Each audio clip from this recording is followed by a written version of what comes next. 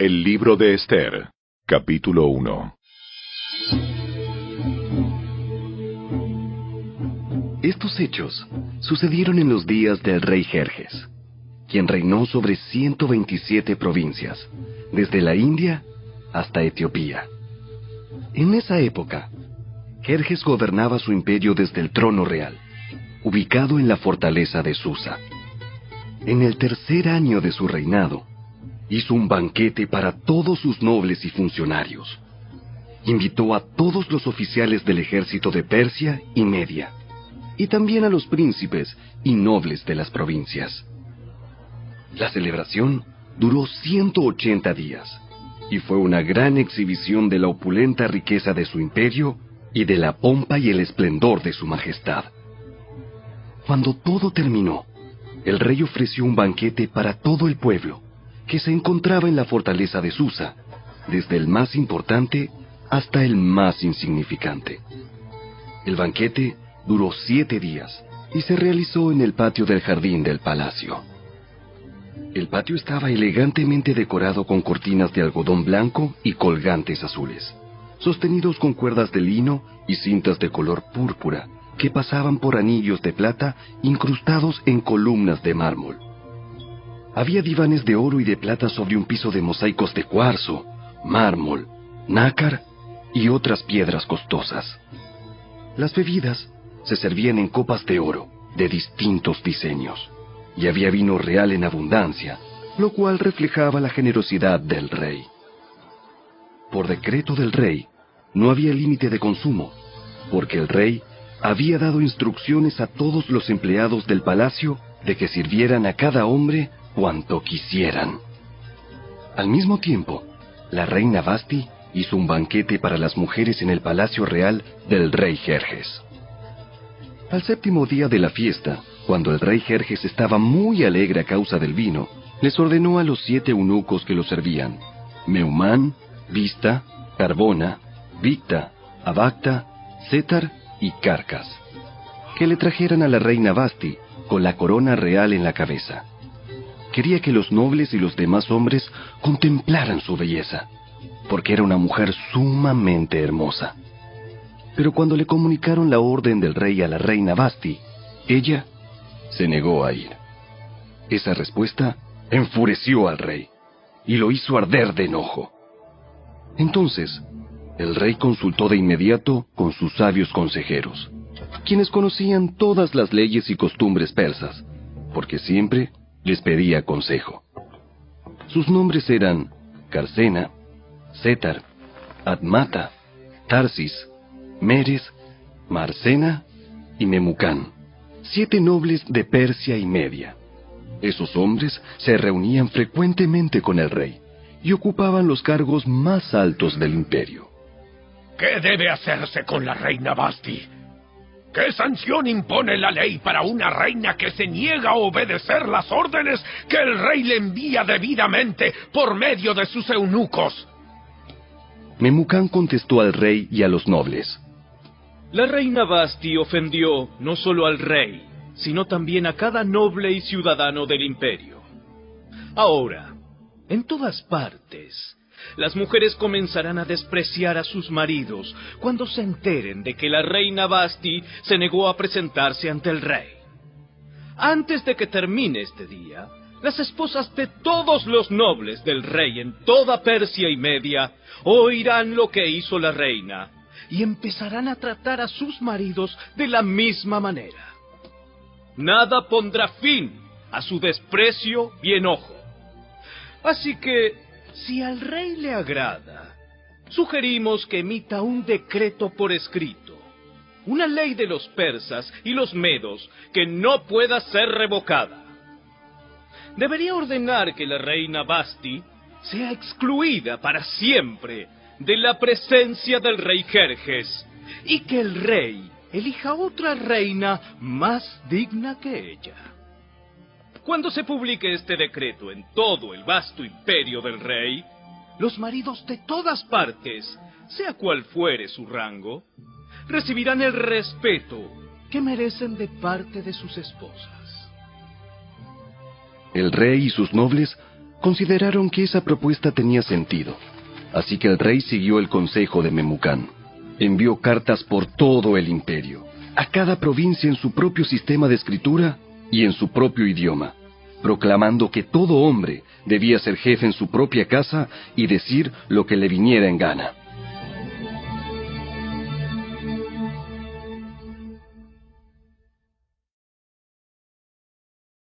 Capítulo 2. Una vez que se le pasó el enojo, Jerjes comenzó a pensar en Vasti y en lo que ella había hecho, y también en el decreto que él había firmado. Así que sus asistentes personales sugirieron lo siguiente: busquemos en todo el imperio jóvenes hermosas y vírgenes para el rey. Que el rey nombre delegados en cada provincia para que reúnan a esas hermosas jóvenes en el harén real en la fortaleza de Susa. Hegai, el eunuco del rey a cargo del harén, se ocupará de que todas ellas reciban tratamientos de belleza. Después, la joven que más agrade al rey será reina en lugar de Vasti. Al rey le pareció muy bueno ese consejo, así que decidió ponerlo en práctica. Por esos días, en la fortaleza de Susa, había un judío llamado Mardoqueo, hijo de Jair. Pertenecía a la tribu de Benjamín, y era descendiente de Cis y Simei. Su familia había estado entre los que, junto con Joaquín, rey de Judá, fueron desterrados de Jerusalén y llevados a Babilonia por el rey Nabucodonosor. Mardoqueo tenía una prima joven muy hermosa y atractiva, que se llamaba Hadasa, a la cual también le decían Esther. Cuando el padre y la madre de ella murieron, Mardoqueo la adoptó, la integró a su familia y la crió como su propia hija. Como resultado del decreto del rey, Esther, junto con muchas otras jóvenes, fue llevada al harén del rey en la fortaleza de Susa y entregada al cuidado de Hegai. Hegai quedó muy impresionado con Esther y la trató con mucha amabilidad. Enseguida ordenó que le prepararan una dieta especial y se le hicieran tratamientos de belleza. También le asignó 7 doncellas escogidas especialmente del palacio del rey, y la trasladó junto con ellas al mejor lugar del harén. Esther no le había revelado a nadie su nacionalidad ni su trasfondo familiar porque Mardoqueo le había ordenado que no lo hiciera. Todos los días, Mardoqueo daba un paseo cerca del patio del harén para averiguar cómo estaba Esther y qué le sucedía. Antes de ser llevada a la cama del rey, a cada joven se le hacían obligatoriamente tratamientos de belleza durante 12 meses. Los primeros 6 con aceite de mirra y los siguientes con perfumes y ungüentos especiales.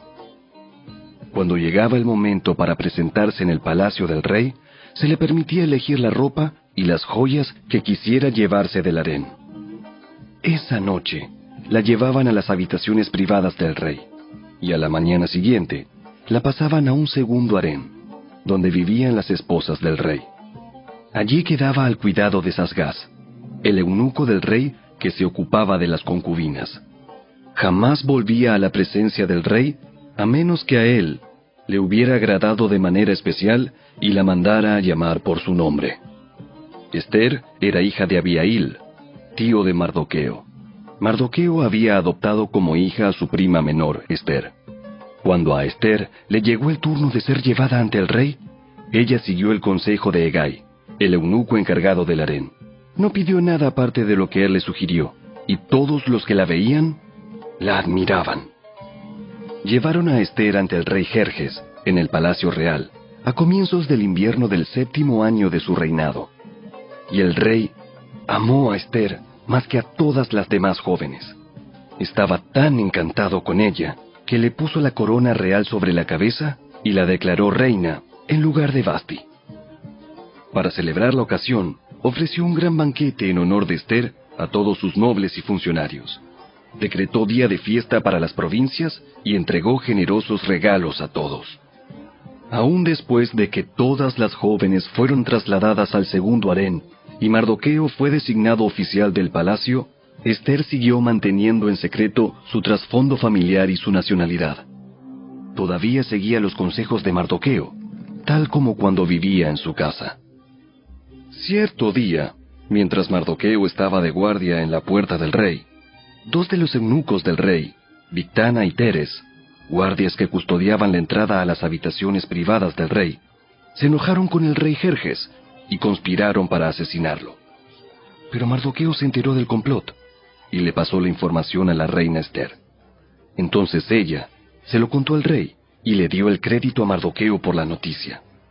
Cuando se hizo la investigación y se confirmó que lo que decía Mardoqueo era cierto, los dos hombres fueron atravesados con un poste afilado.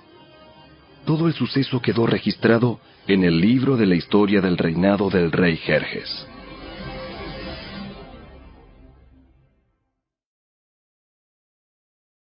Capítulo 3. Tiempo después, el rey Jerjes ascendió a Amán, hijo de Amedata el agageo. Lo puso por encima de todos los demás nobles y lo convirtió en el funcionario más poderoso del imperio. Todos los funcionarios del rey se inclinaban ante Amán en señal de respeto cada vez que él pasaba porque el rey lo había ordenado.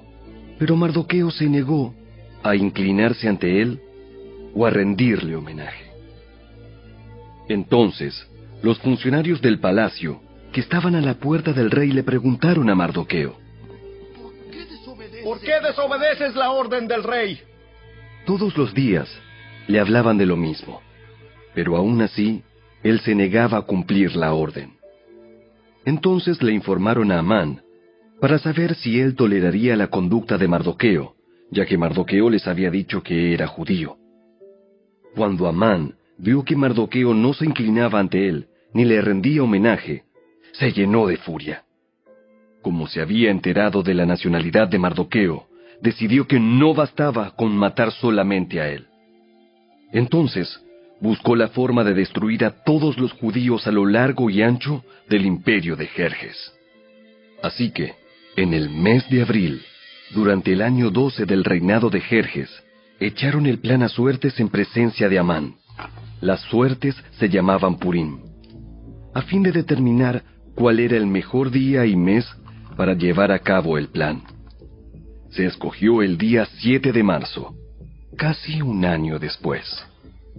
Luego, Amán se acercó al rey Jerjes y le dijo: Hay cierta raza dispersada por todas las provincias del imperio que se mantiene aislada de todas las demás. Tienen leyes diferentes de los demás pueblos y se niegan a obedecer las leyes del rey. Por lo tanto, no conviene a los intereses del rey que ese pueblo siga con vida. Si al rey le agrada, emita un decreto para destruirlos, y yo donaré 10,000 bolsas grandes de plata a los administradores del imperio para que los depositen en la tesorería del reino. El rey estuvo de acuerdo, y para confirmar su decisión, se quitó del dedo el anillo con su sello oficial y se lo entregó a Amán, hijo de Amedata el agageo, el enemigo de los judíos. El rey dijo: Tanto el dinero como el pueblo son tuyos, para que hagas con ellos lo que mejor te parezca. Así que, el 17 de abril, citaron a los secretarios del rey y se escribió un decreto tal como lo dictó Amán. Lo enviaron a los funcionarios del rey de más alta posición, a los gobernadores y a los nobles de cada provincia en sus propios sistemas de escritura y en sus propios idiomas. El decreto se redactó en nombre del rey Jerjes y fue sellado con el anillo del rey. Se enviaron comunicados a todas las provincias del imperio mediante mensajeros veloces, con orden de matar, masacrar y aniquilar a todos los judíos, jóvenes y ancianos, incluso las mujeres y los niños, en un solo día. El plan estaba programado para el 7 de marzo del año siguiente. Las pertenencias de los judíos serían entregadas a los que los mataran. Una copia del decreto debía emitirse como ley en cada provincia y proclamarse a todos los pueblos, a fin de que estuvieran preparados para cumplir con su deber el día señalado. Por orden del rey, se despachó el decreto mediante mensajeros veloces y también se proclamó en la fortaleza de Susa. Luego, El rey y Amán se sentaron a beber. Pero la ciudad de Susa entró en confusión.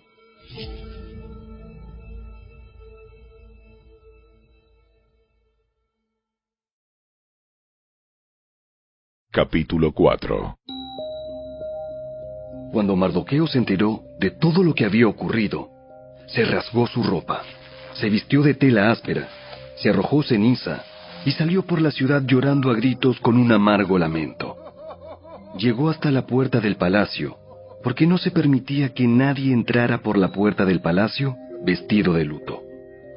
A medida que la noticia del decreto real llegaba a todas las provincias, había más duelo entre los judíos. Ayunaban, lloraban y se lamentaban, y muchos se vestían con tela áspera y se acostaban sobre ceniza.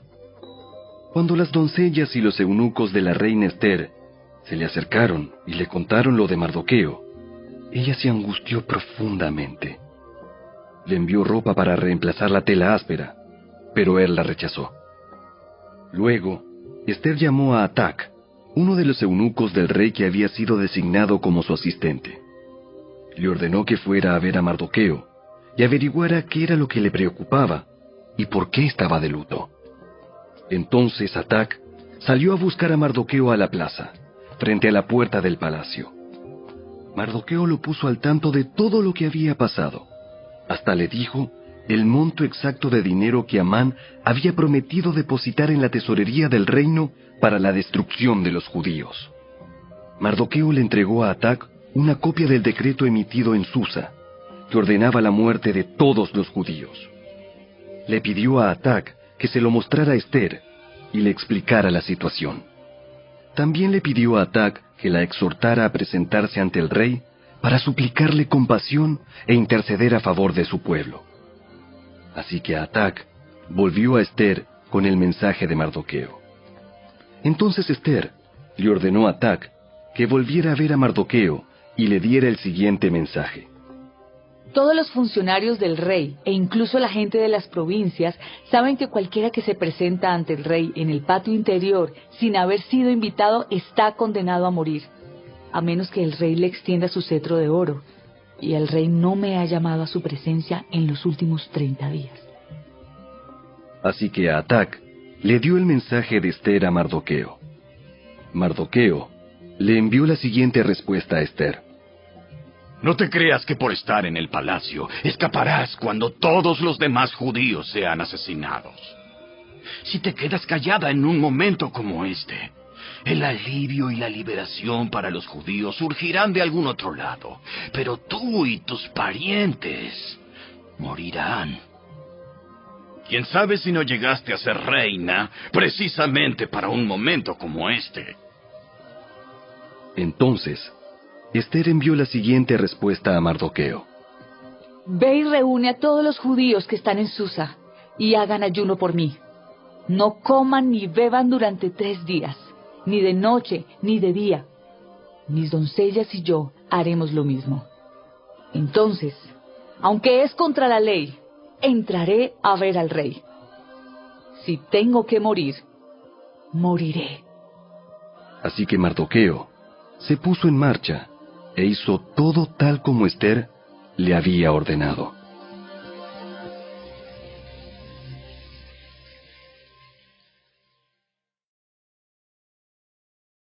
Capítulo 5.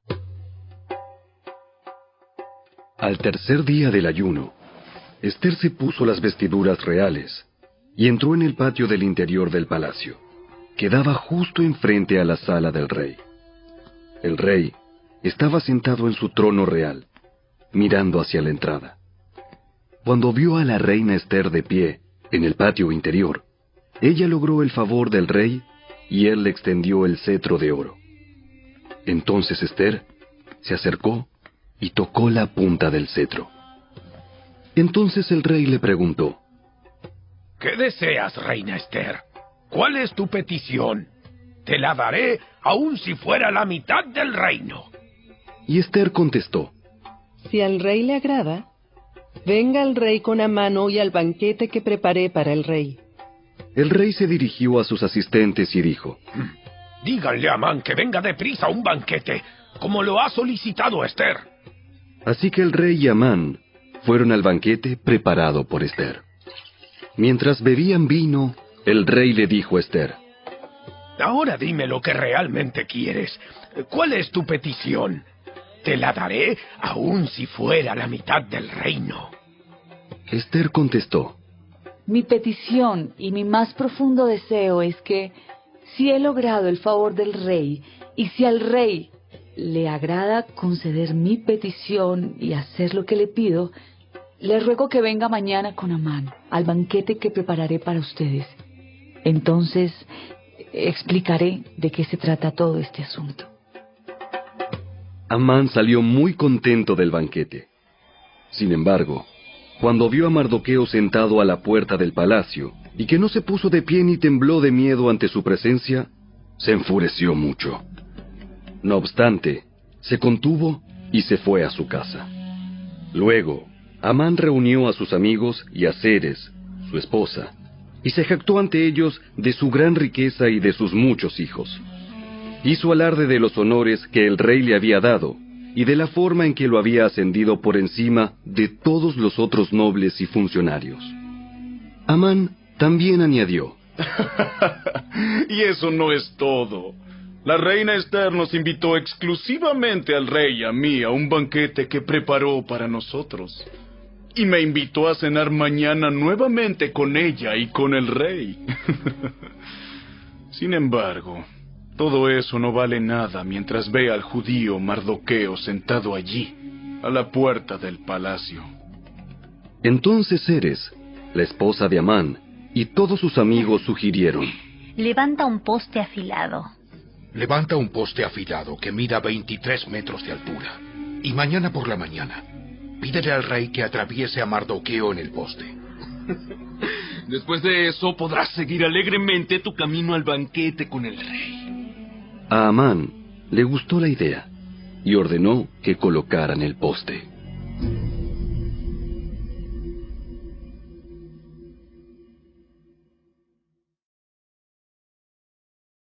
Capítulo 6. Esa noche, el rey no podía dormir. Entonces ordenó a un asistente que le trajera el libro de la historia de su reino para que se lo leyeran. En los registros, descubrió el relato de cuando Mardoqueo informó del complot que Bigtana y Teres, dos de los eunucos que cuidaban la puerta de las habitaciones privadas del rey, habían tramado para asesinar al rey Jerjes. ¿Qué recompensa o reconocimiento le dimos a Mardoqueo por este acto? Sus asistentes contestaron: Nunca se ha hecho nada. ¿Quién está en el patio exterior?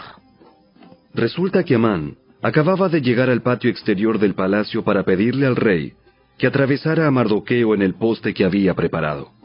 Entonces, los asistentes contestaron al rey: Es Amán el que está en el patio.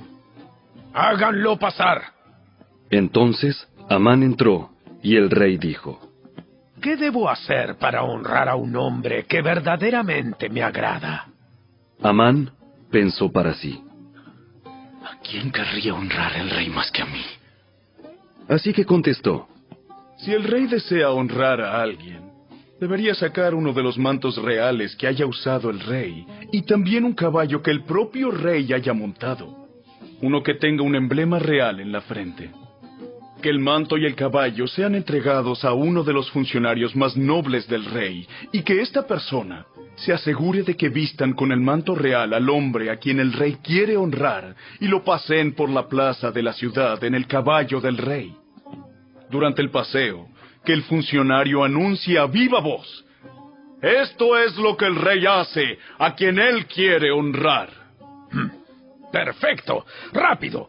Lleva mi manto y mi caballo y haz todo lo que has dicho con Mardoqueo, el judío que se sienta a la puerta del palacio. No pierdas ni un detalle de lo que has sugerido. Entonces Amán tomó el manto y se lo puso a Mardoqueo. Lo hizo montar el caballo del rey y lo paseó por la plaza de la ciudad, gritando: Esto es lo que el rey hace a quien él quiere honrar.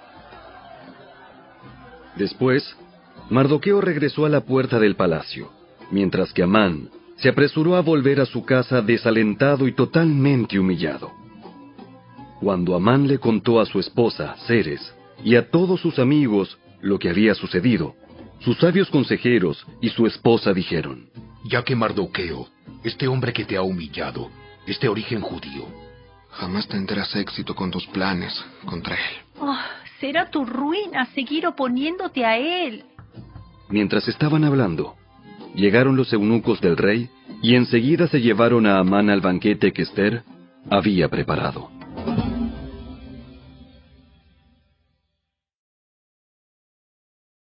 Capítulo 7. Entonces el rey y Amán fueron al banquete de la reina Ester. En esta segunda ocasión, mientras bebían vino, el rey volvió a decir a Ester: Dime lo que desees, reina Ester. ¿Cuál es tu petición? Yo te la daré, aun si fuera la mitad del reino.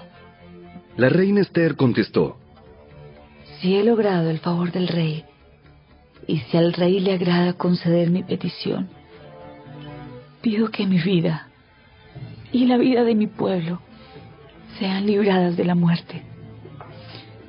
Pues mi pueblo y yo hemos sido vendidos para ser muertos, masacrados y aniquilados. Si solo nos hubieran vendido como esclavos, yo me quedaría callada, porque sería un asunto por el cual no merecería molestar al rey. ¿Quién sería capaz de hacer semejante cosa? ¿Quién podría ser tan descarado para tocarte a ti? Ester contestó: Este malvado Amán es nuestro adversario y nuestro enemigo. Amán se puso pálido de miedo delante del rey y de la reina. Entonces el rey, enfurecido, se levantó de un salto y salió al jardín del palacio. Amán, en cambio, se quedó con la reina Ester para implorar por su vida, porque sabía que el rey pensaba matarlo. En su desesperación, se dejó caer sobre el diván donde estaba reclinada la reina Ester, justo cuando el rey volvía del jardín del palacio. El rey exclamó: ¡Hasta se atreve a atacar a la reina aquí mismo, en el palacio, ante mis propios ojos! Entonces, en cuanto el rey habló, sus asistentes le cubrieron la cara a Amán en señal de condena. Luego, Arbona, uno de los eunucos del rey, dijo: Amán ha levantado un poste afilado de 23 metros de altura en el patio de su casa. Tenía pensado utilizarlo para atravesar a Mardoqueo, el hombre que salvó al rey de ser asesinado. ¡Que atraviesen a Amán en ese poste! Entonces, atravesaron a Amán con el poste que había levantado para Mardoqueo, y la furia del rey se calmó.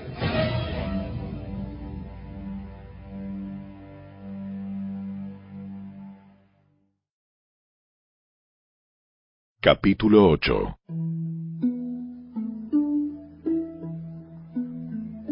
Ese mismo día, el rey Jerjes entregó a la reina Ester las propiedades de Amán, el enemigo de los judíos. Luego, llevaron a Mardoqueo ante el rey, porque Ester le había contado al rey el parentesco que había entre ellos. El rey se quitó el anillo con su sello oficial, el cual había recuperado de Amán, y se lo dio a Mardoqueo. Y Ester nombró a Mardoqueo como encargado de las propiedades de Amán. Luego Ester volvió a presentarse ante el rey, cayó a sus pies y le suplicó con lágrimas que detuviera el plan siniestro que Amán, el agageo, había conspirado contra los judíos. Nuevamente el rey extendió su cetro de oro hacia Ester, de modo que ella se levantó y permaneció de pie delante de él.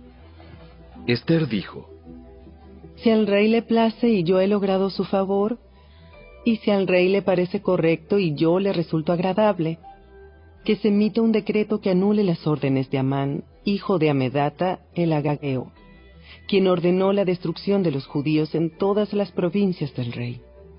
Pues, ¿cómo podría soportar ver a mi pueblo y a mi familia ser masacrados y destruidos? Entonces el rey Jerjes dijo a la reina Ester y a Mardoqueo, el judío: Le he dado a Esther las propiedades de Amán, a quien atravesaron en un poste porque trató de destruir a los judíos. Ahora envíen un mensaje a los judíos en nombre del rey, que exprese lo que ustedes quieran, y séllenlo con el anillo del rey. Sin embargo, recuerden que todo lo que ya se ha escrito en nombre del rey, y lo que se ha sellado con su anillo, jamás puede ser revocado. Así que, el 25 de junio, reunieron a los secretarios del rey, y se escribió un decreto tal como Mardoqueo lo dictó. Lo enviaron a los judíos y a los funcionarios de más alta posición, a los gobernadores y a los nobles de las 127 provincias, que se extendían desde la India hasta Etiopía. Este decreto se escribió en los propios sistemas de escritura y en los propios idiomas de cada pueblo del imperio, incluido el de los judíos. El decreto se redactó en nombre del rey Jerjes y fue sellado con el anillo del rey. Mardoqueo envió los comunicados por medio de los mensajeros veloces, quienes montaban caballos rápidos, criados especialmente para el servicio del rey. El decreto del rey les daba autoridad a los judíos de todas las ciudades para unirse y defender su vida. Se les permitía matar, masacrar y aniquilar a cualquiera, de cualquier nacionalidad o provincia, que los atacara a ellos o a sus esposas e hijos. También podían apoderarse de los bienes de sus enemigos. El día escogido para llevar a cabo esa acción en todas las provincias del rey Jerjes fue el 7 de marzo del año siguiente. En cada provincia debía emitirse una copia de ese decreto como ley y proclamarse a todos los pueblos, para que los judíos estuvieran preparados para vengarse de sus enemigos el día señalado. Así que, impulsados por el mandato del rey, los mensajeros salieron a toda prisa sobre caballos rápidos, criados para el servicio del rey. Este mismo decreto también se proclamó en la fortaleza de Susa. Luego, Mardoqueo salió de la presencia del rey vestido con el manto real azul y blanco, con una gran corona de oro y con una capa de púrpura y lino de la más alta calidad. La gente de Susa también celebró el nuevo decreto, y los judíos se llenaron de gozo y alegría y recibieron honra en todas partes. En cada provincia y ciudad, en cada lugar donde llegaba el decreto del rey, los judíos se alegraban mucho, festejaban a lo grande y declararon el día feriado y de celebración. También, muchas personas del territorio se hicieron judíos por temor a lo que pudieran hacerles los judíos.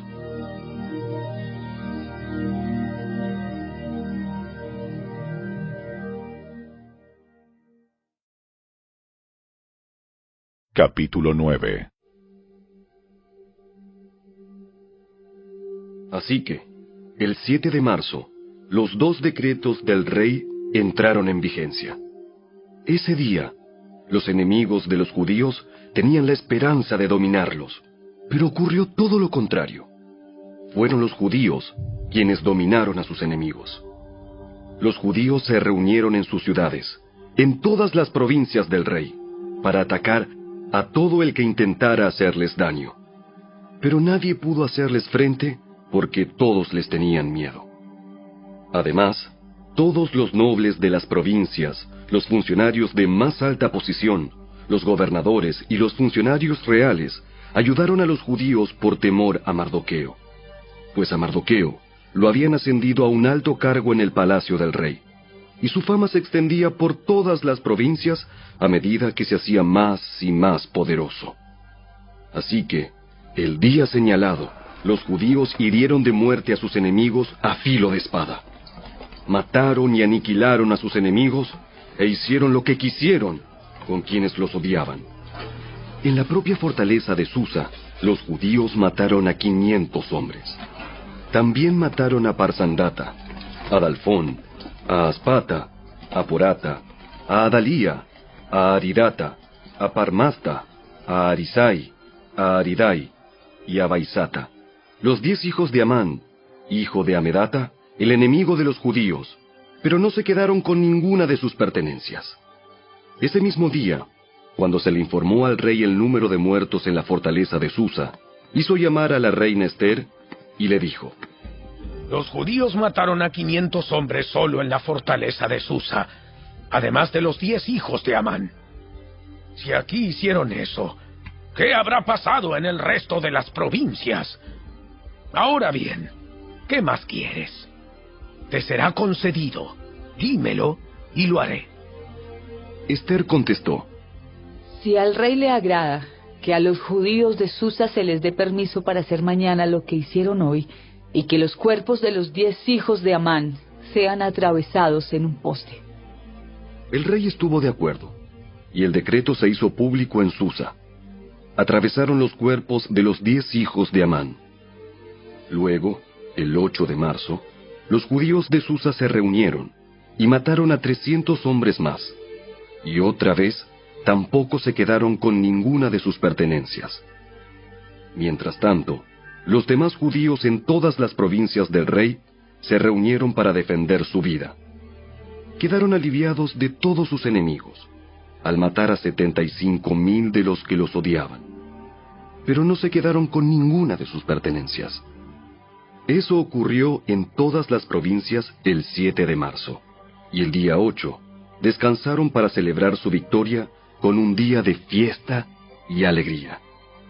Los judíos de Susa mataron a sus enemigos el día 7 de marzo, continuaron el 8, y luego el día 9 descansaron, y lo designaron su día de fiesta y alegría. De manera que, hasta el día de hoy, los judíos del campo que viven en aldeas remotas celebran un día feriado anualmente en el día señalado a fines del invierno, en el cual se alegran y se mandan regalos de comida unos a otros. Mardoqueo registró esos acontecimientos y envió cartas a los judíos que vivían cerca y lejos, en todas las provincias del rey Jerjes, para motivarlos a celebrar cada año un festival durante esos 2 días. Les dijo que debían celebrar esos días con alegría y festejos, obsequiándose porciones de comida unos a otros y haciendo regalos a los pobres. Ese festival conmemoraría el tiempo en que los judíos quedaron aliviados de sus enemigos, cuando su dolor se convirtió en alegría y su duelo en gozo. Así que los judíos aceptaron la propuesta de Mardoqueo y adoptaron esa costumbre anual. Amán, hijo de Amedata el Agageo, el enemigo de los judíos, había conspirado para aplastarlos y destruirlos en la fecha escogida al echar suertes. A las suertes se las llama Purim. Pero cuando Ester se presentó ante el rey, él emitió un decreto que causó que el plan siniestro de Amán se volviera en su contra, y tanto Amán como sus hijos fueron atravesados en un poste afilado. Por eso la celebración se llama Purim, porque es la palabra que se empleaba antiguamente para la frase echar suertes. Por lo tanto, debido a la carta de Mardoqueo y a la experiencia que vivieron, los judíos de todo el reino se pusieron de acuerdo para iniciar esa tradición y pasarla a sus descendientes y a todos los que se hacían judíos. Declararon que jamás dejarían de celebrar cada año esos 2 días prescritos en la fecha señalada. Esos días se recordarían y se mantendrían de generación en generación, y serían celebrados por cada familia en todas las provincias y ciudades del imperio. El festival de Purim nunca dejaría de celebrarse entre los judíos, ni se extinguiría de entre sus descendientes el recuerdo de lo ocurrido. Luego, la reina Ester, hija de Abihail, junto con Mardoqueo, el judío, escribieron otra carta en la cual la plena autoridad de la reina respaldaba la carta de Mardoqueo para establecer el festival de Purim. Se enviaron cartas con deseos de paz y seguridad a los judíos de las 127 provincias del imperio de Jerjes. Esas cartas establecían la celebración anual del festival de Purim en las fechas señaladas, como lo habían decretado el judío Mardoqueo y la reina Ester. El pueblo decidió celebrar el festival, de la misma manera que había decidido establecer el tiempo de ayuno y luto para sí y sus descendientes. Así que el mandato de Ester confirmó la costumbre del Purim, y todo quedó escrito en los registros.